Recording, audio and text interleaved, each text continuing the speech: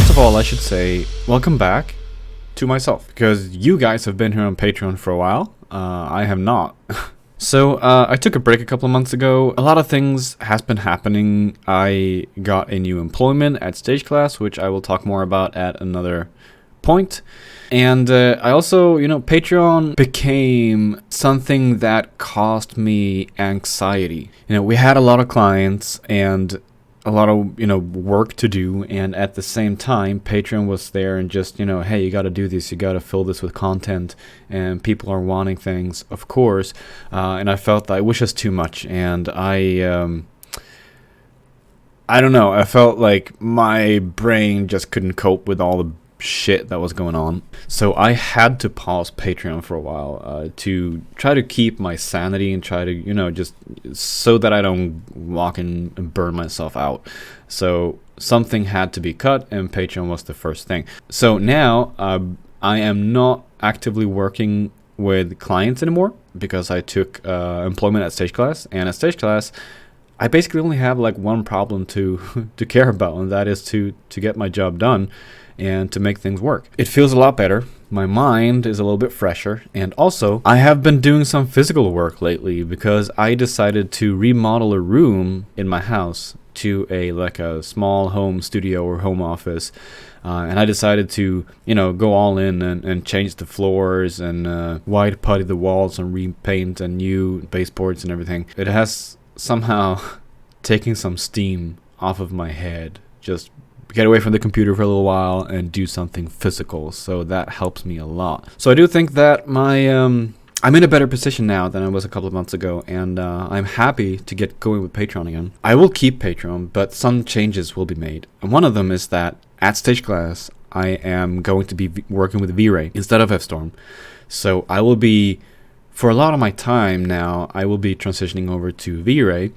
F-Storm will continue to be like my go-to renderer for personal stuff, but V-Ray is something that I will be using heavily. So I might actually start to covering some V-Ray stuff here on Patreon too. We'll see what happens. What I do know though for Patreon is that I kind of want to transition away from the Archivist and interior stuff. It's, that's all this Patreon has been about for the past years, and I feel like, I'm pretty much done with it. So, and I want to, as I want to focus more on like films and characters and animations and stuff, and so that's what I will do. Speaking of that, I'm not going to say too much, but I have some plans about giveaways that I will do here on Patreon in a couple of months. So stay tuned for that. But anyway, today we will be doing some kind of Archivist stuff actually, but it's actually something that I think is inspiring.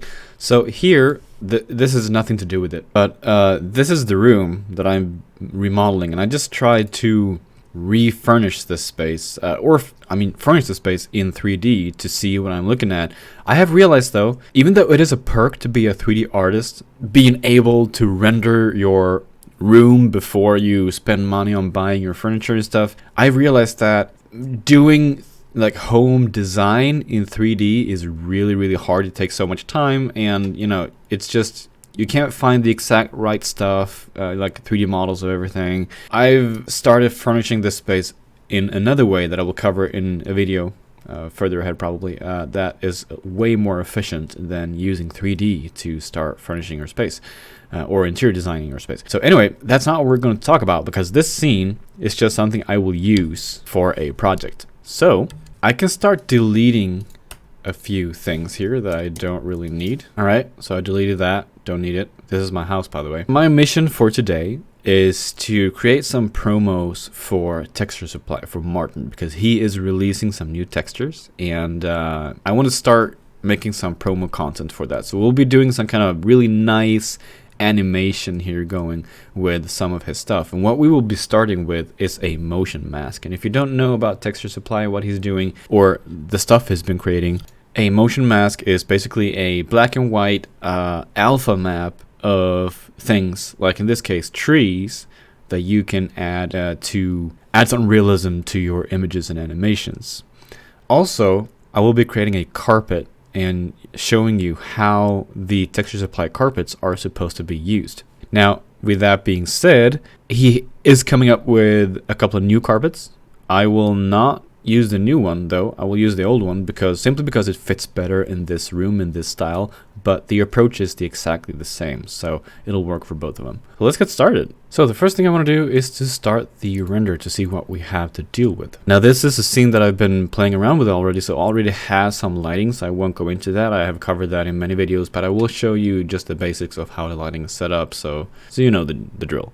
So here we got something, and the first thing I want to do, because we're going to use a motion mask, is that I want to have some sun coming in here, and I know I have a sun in this space, so we'll have to rotate the HDRI. So I will be using this one, VSGuru Photo Look, which is shared here on Patreon, so now you can see it changed a little bit, but it's very similar. The HDRI I have here is as always, CG Source HDR. So this is the Cloudy Sun 350086-04. So if you want to replicate my exact settings here, that's what you do. And here are the settings that I use. So nothing fancy at all, but what I want to do now is to rotate this so we can get some sun in here. So if I just spin this around, here we get the sun.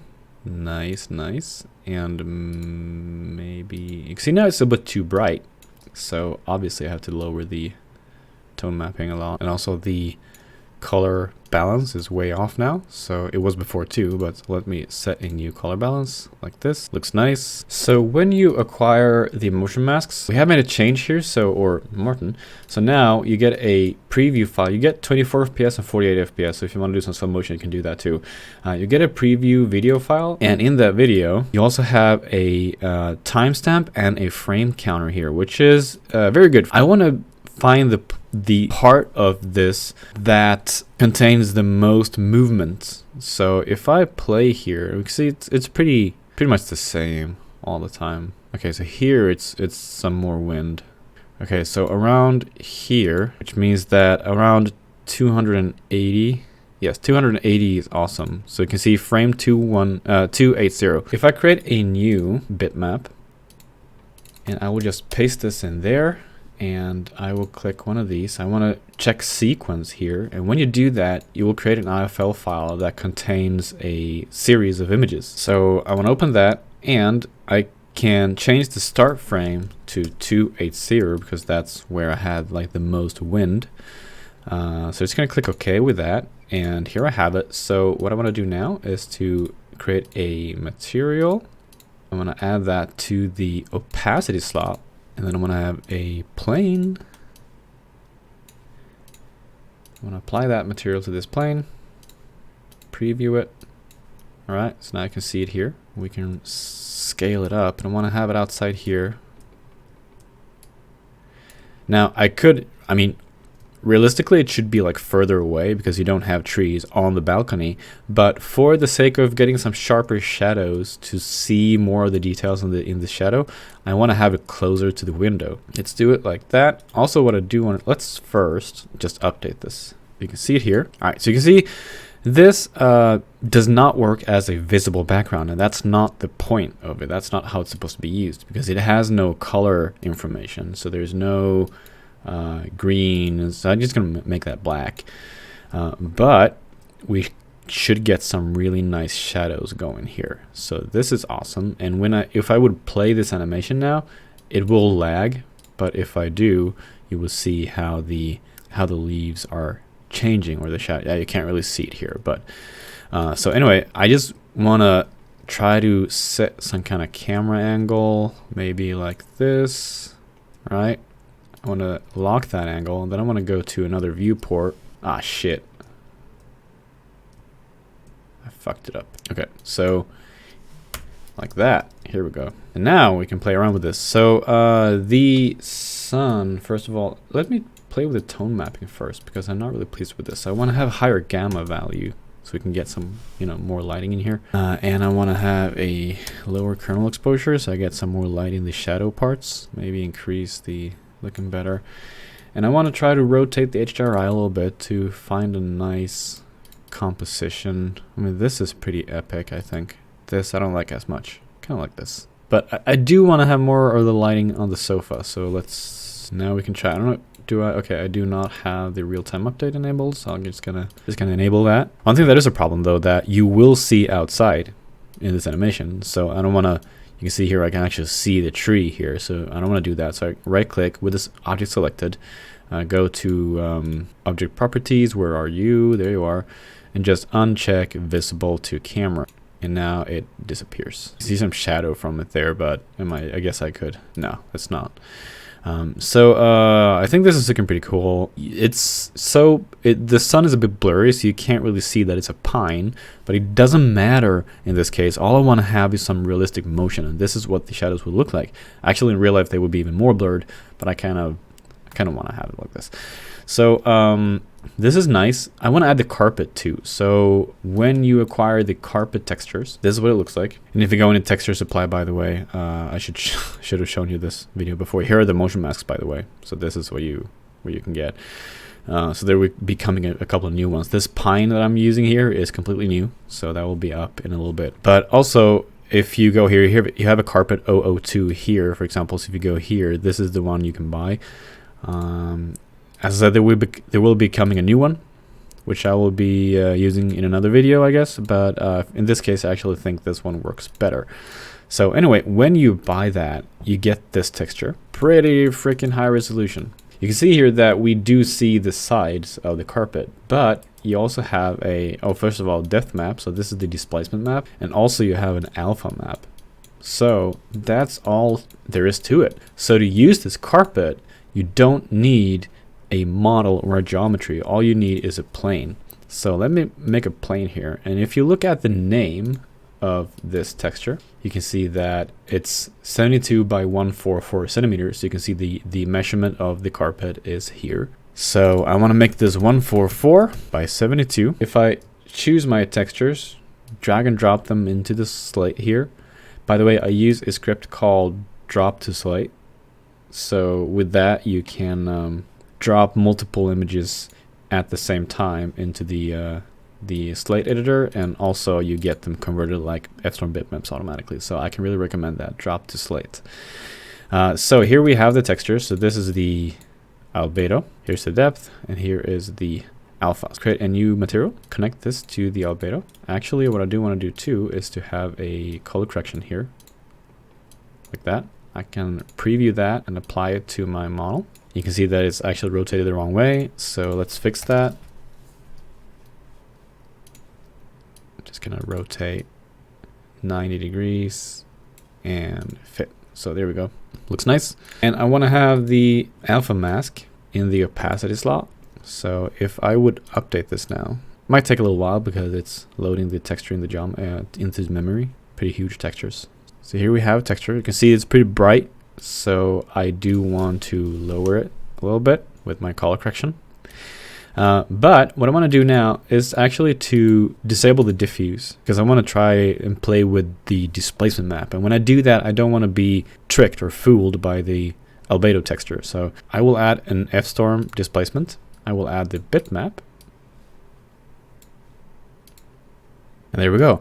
Now you can see that this texture the carpet is going through the floor, and that's because you have a center here, the center bias. So this will, if you don't know how displacement map works, the center will define what value in the displacement is the like middle value. So 0.5 means that out of RGB range 0 to 255, the middle value will be the center of the carpet. Now this carpet is not made to be like that. It's made to be, or I mean, I shouldn't say made, but it's easier to use it if you change the center to 0, because then the lowest part of the displacement will be at the same height as your actual plane. So if I make that 0, you can now see that it's flying a little bit, but we can kind of like having the shadow under there anyway.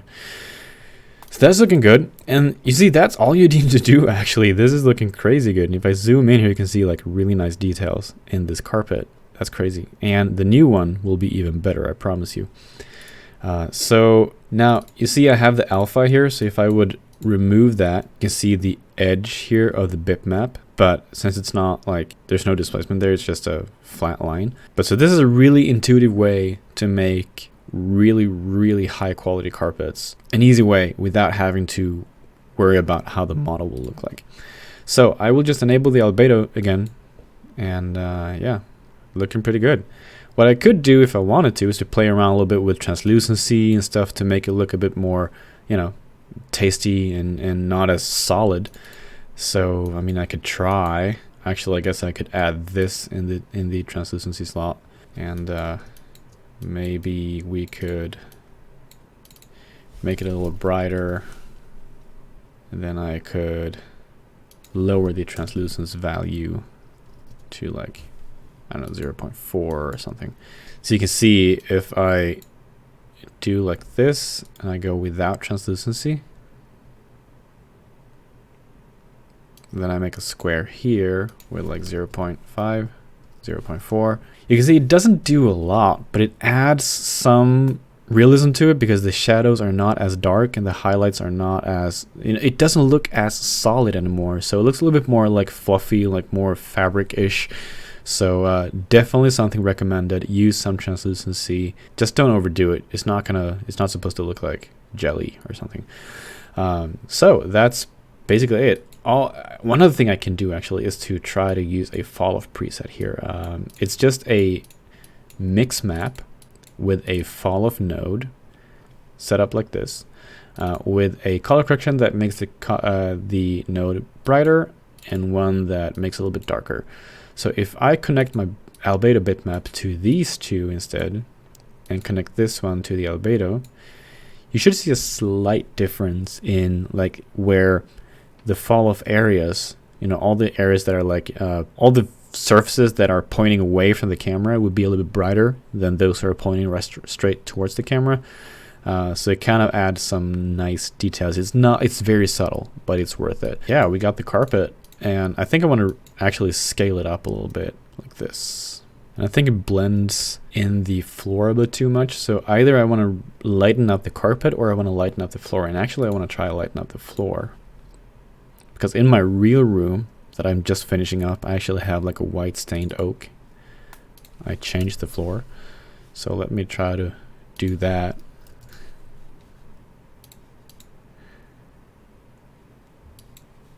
Maybe a bit too much. Oh, this is looking pretty good. It's still blending in just a little bit into the floor, but I think it's fine. So now I want to make an animation out of this. So some promo animations. So instead of, you know, what I usually would do before would be to, let's see here, I would set a camera. So I just gonna draw a camera here, hit Control Z to place the camera where my perspective view is, and then Z again to go into the camera.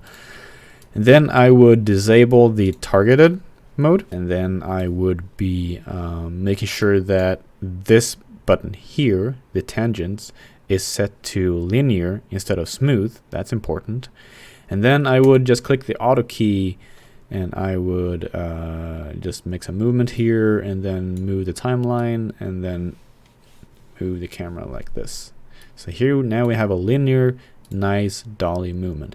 But this looks a bit boring, doesn't it? So instead, I want to use the same technique as I did in a previous video with my virtual camera that I showed you before.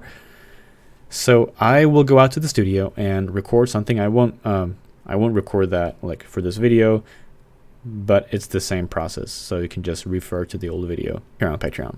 All right, so I have been in the studio. I have recorded a couple of cameras. So you can see here, I've imported them here.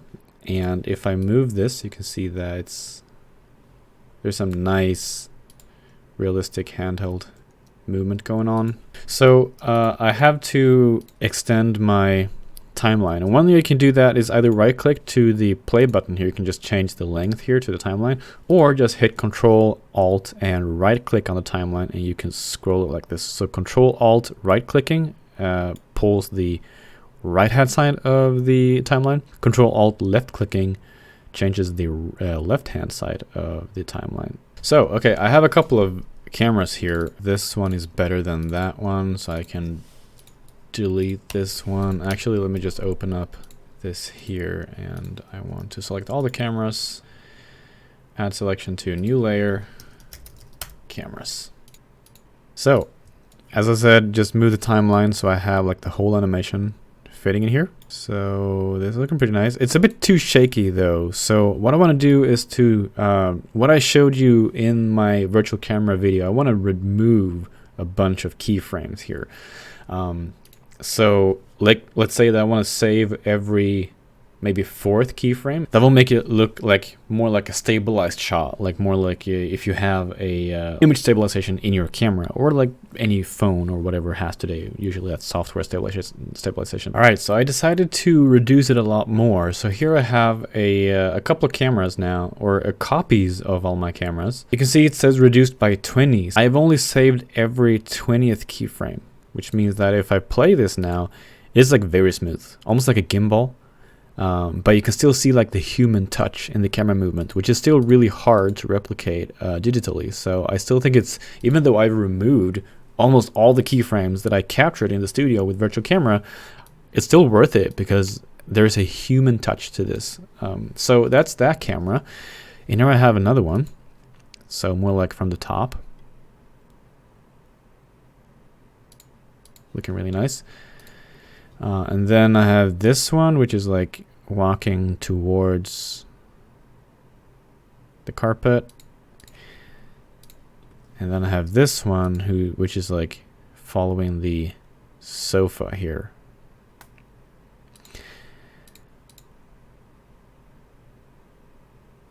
So I don't know really like which ones I should use, but I'll start the render now and see, just see how it feels. All right, so here we have the render, and one thing that I do want to do is actually to replace the fabric of this carpet, sofa, sorry, to something that is from Texture Supply.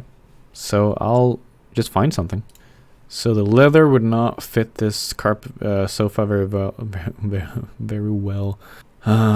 Maybe like this one? Nah, maybe, actually, I mean, this one is really good. I don't like the orange, but we can recolor it. So let's do that. So that's Fabric 005. Let's figure it out. Let's find it. So when you acquire this texture, the Fabric 005 from Texture Supply, there are two versions. One of this who has like all the black parts here. And you also have a solid one which does not have the black parts. So that's some of Martin's crazy Photoshop magic. I don't know how I did that, but it's he figured it out. So I think we will go with the flat one for this carpet. Sorry, sofa. Third time I say carpet instead of sofa. And you can see we have some crazy resolution here. So I'll use the solid version, the depth map, and the normal map. Actually, I don't think I'm not sure if I'm gonna use all of them, but we'll see.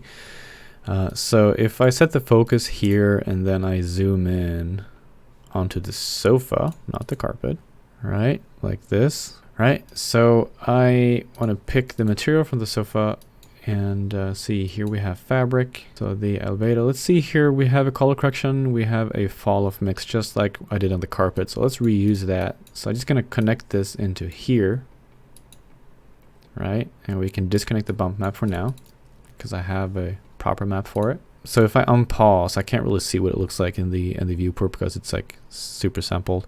Maybe we can lower it a little bit just to get more of the details. Yeah, man, this is looking good. So once again, just like the carpet, I like to disable the diffuse so that we can try the displace. And I think for this case, it is a little bit overkill to actually displace it. So what I want to do instead, I'm not sure if I was outside the screen here. If it was, then I'm sorry. So what I want to do instead is to use the displace texture, add it into the bump map slot, and then check parallax bump. So that way we get a displacement looking bump. And just figure out the size here. You can see this is looking awesome. Really good. Okay, I'm happy with it. So let's re-enable the albedo. And let's figure out a color for this. I just want to add a color correction. So I have a color correction here already, so I can just play around with this. Like, how do we...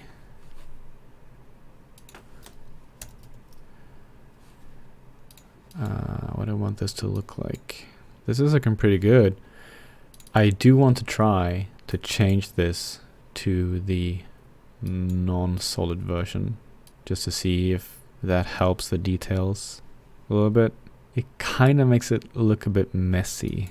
I do want to change the tiling again, I think so, but now we have two maps, one albedo and one displace. So what I want to do is to connect this to the transform source, so I only have to change one of them and the other one will change automatically to the same values. Yeah, that's way too big. 0.7 maybe. And I actually think this works quite good actually. So I will just make it a little bit brighter again. Oh, I do have the filter already. So I was just about to add some beige filter to it, but I already had it. Funny though, the filter actually doesn't do much. Okay, well, I think this looks good. So we have texture supply fabric on the sofa, we have texture supply carpet, and also texture supply motion mask in this scene. So now I want to render this out. So what I need to do is to, first of all, make sure that my focus is where I want it to be, and also make sure that my camera settings are what I want them to be. So I can bump this up a little bit. I can reduce the white balance. This is looking pretty nice. I think this aperture is way too big. So aperture of 5 seems natural. So here we have a camera movement. So I want every clip to be about maybe 2.5 seconds. So that will be like, I'm actually rendering this out in 30 FPS now. So I want it to look smoother. So 60, so let's make them 75 frames. And I want to use a tool that I use a lot, which is Pulse Scene Manager. And I've shown you this before. And so here in Pulse, I can create certain setups. So let me fetch this scene. So here's the camera 4 and the resolution. I want that. I don't want that. I do not want that. I don't want that. Render output. Yes, I do want to use that. Also, I do want to use the, let's see, there, time output. So range, now I can select what ranges I want. So I want to start around maybe like here, 65, and then go for 75 frames. So that'll be 140. So here I have that set up. A bit fast though. So let's actually make it 3 seconds. So make it 155 instead. Sorry, I was outside the screen. So range 65 to 155.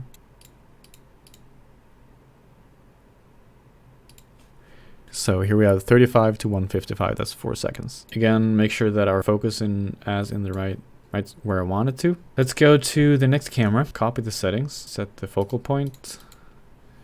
Make sure that it looks good. I'm not super convinced about this. Well, let's see what area I want to use. Fuck you. All right, back in business. 3ds Max crashed, so I kind of lost some time. I had to redo some things. But so here we have the second camera. I moved the camera a little bit, so I wanted to see like the edge here and like, you know, nice shadows from the trees and the nice sunlight and stuff. So to figure out like, so when I have 4 seconds, that's 120 frames. And I think let's go from like 10 to 130. All right, so we can just duplicate this. I want to go from 10 to 130. And when I have camera 5, right? So here we have it. And focus is set accordingly. I don't have to change that. Looking nice. Let's duplicate this again. But now go to camera 6 and see if this is usable. So I want to first of all copy from render settings so I have the same settings. And this one, I might actually want to move a little bit over here. Also, I want to remove that pillow up there. Looks fucking horrendous. So this is a nice setting. I do kind of like seeing the door there though. So here I definitely have to animate the depth of field or the focus. So just click Auto key and we can set the focus to there and then go here, set the focus to where we want to have it, and then go here and again adjust the focus to where we want to have it. Nice. I'm not sure this is going to be a good shot. I'm really not sure about that. But so last one, let's change this to camera number 7. See what this looks like. Same thing here. Go to the camera, copy from render settings. Looking pretty nice. And I realized that the texture is way too big. Gonna reduce the like that. All right. Then I gotta fix the texture.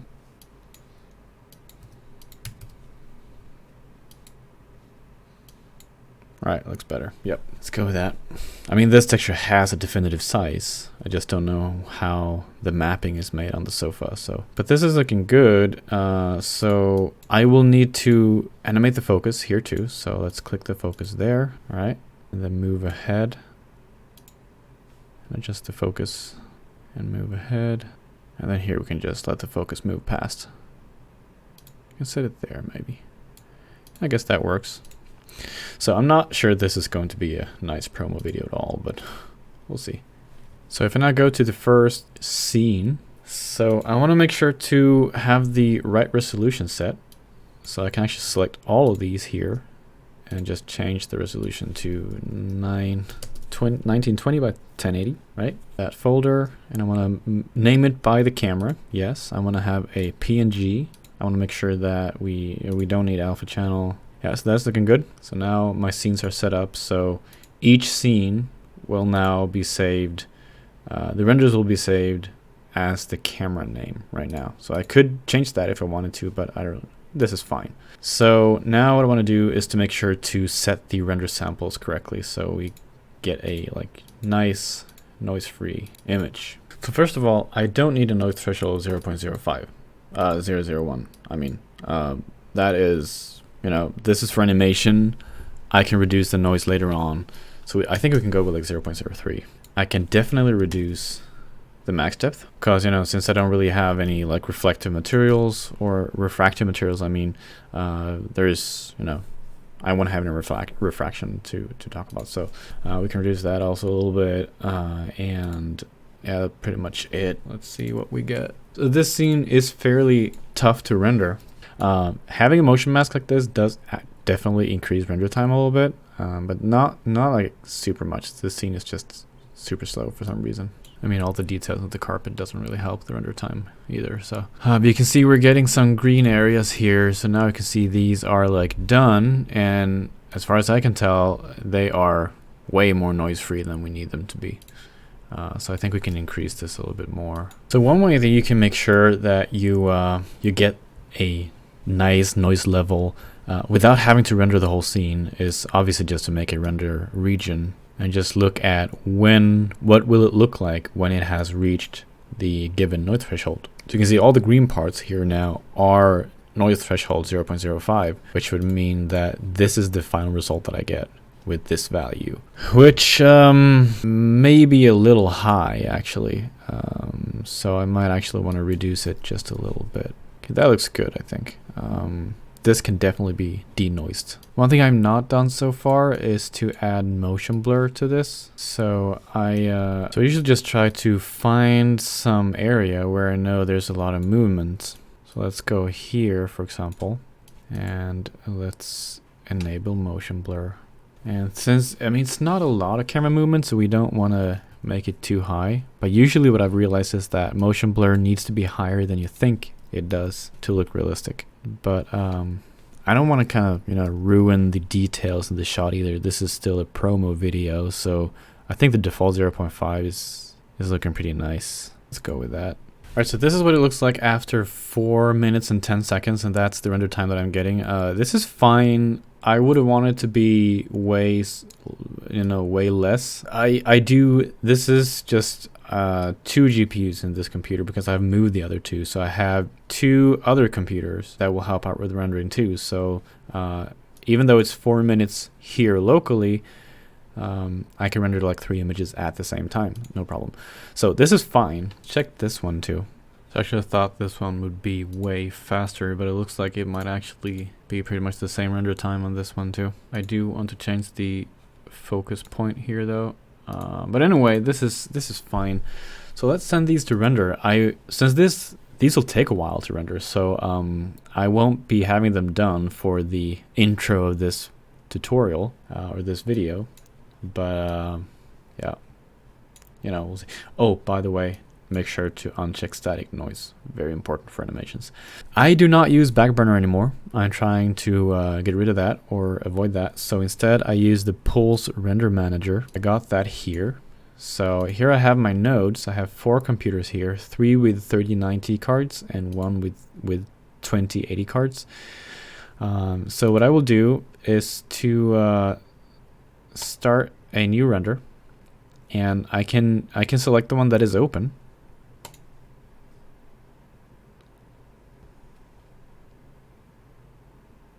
All right, and I get some sanity checks here. I want to render the scene manager scenes. Yes, definitely. Just make sure that the cameras are correct. Oops. So next here I have my jobs. So 4 scenes will be 4 jobs, 4 cameras. And for each camera, if I open this up now, I can see that I have a bunch of chunks here. So these are the chunks of 20 frames that I set it to. These are assigned. Oh, okay, so they got assigned to different cameras. Well, that's fine, I guess. So what I want to do now also is to just make sure that I have turned off my rendering here. Yeah, I have to enter node mode, and that means that my computer will also join the render farm. I would happily make a more advanced tutorial about this. This is an alternative to Deadline Render, if you heard about that before. I haven't used this very much yet, so shouldn't say I'm like very good at it, but I'll get there. So, but it works at least. So let's see, my computer is now joined 004 as well. So if you hover your mouse over the eye here, you can see what it's rendering. So far the render hasn't actually started. So now they're all running. So now I can see here, for example, if I click the eye here, you can see that I can see a preview of the image. I can also click it to see it here, so I can see like everything's looking good, that it's rendering correctly, and so on. So if I scroll down to the next one, you can see that everything's looking good here too. The lookup table is applied, there's no errors, and then the same thing for this one. So I can see that they're all working nicely. So I'll just let them to it, basically. So that's it for this video. I hope it was useful. I will be doing more of these kind of videos, you know, using texture supply content and you know, just making promo images for his textures. So content like this will be more of, but I'll also focus more on film and short film production for now on. But anyway, I am happy to get back to Patreon. My mind feels a lot less diluted nowadays, so I'm definitely excited for what's to come. So thank you guys for watching, and see you in the next video.